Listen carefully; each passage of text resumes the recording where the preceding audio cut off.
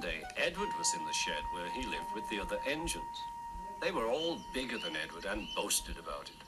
"The driver won't choose you again," said Gordon. "He wants strong engines like us." But the driver and fireman felt sorry for Edward. "Would you like to come out today?" "Oh, yes, please," said Edward. So they lit his fire, made lots of steam, and Edward puffed away. The other engines were very cross at being left behind.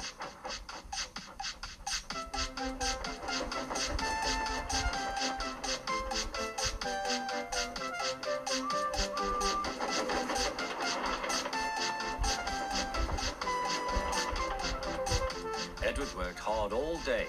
The coaches thought he was very kind, and the driver was very pleased.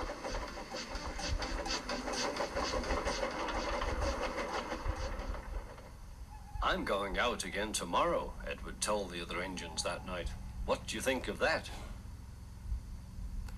But he didn't hear what they thought, for he was so tired and happy that he fell asleep at once.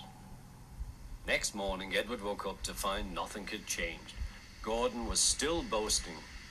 "You watch me, little Edward, as I rush through with the express. That will be a splendid sight for you. Goodbye, little Edward. Look out for me this afternoon."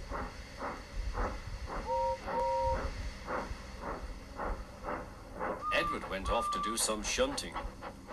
He liked shunting. It was fun playing with freight cars. He would come up quietly and give them a push. Then he would stop and the silly freight cars would go bump into each other. "Oh," they cried, "whatever is happening?"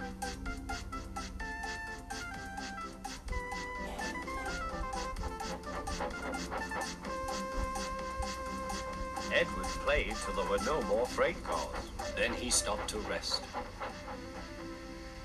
Presently he heard a whistle. Gordon was very cross. Instead of nice shining coaches, he was pulling a very dirty freight train. "A freight train, a freight train, a freight train," he grumbled.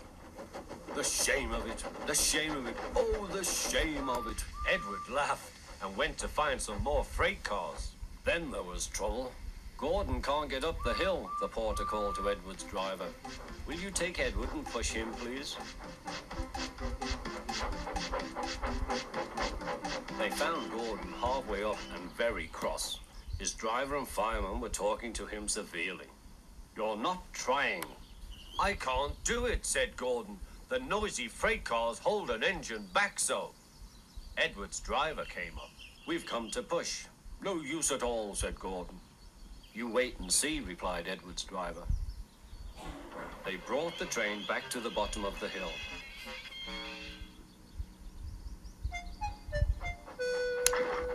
"I'm ready," said Edward.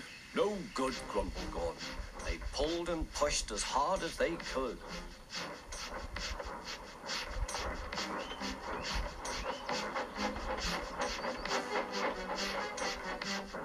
"I can't do it, I can't do it, I can't do it," puffed Gordon. "I will do it, I will do it, I will do it," puffed Edward. Edward pushed and puffed and puffed and pushed as hard as ever he could. And almost before he realized it, Gordon found himself at the top of the hill. "I've done it, I've done it, I've done it," he said proudly. He forgot all about kind Edward and didn't say thank you. Edward was left out of breath and far behind, but he was happy because he had been so helpful. At the next station, he found that the driver and fireman were very pleased with him.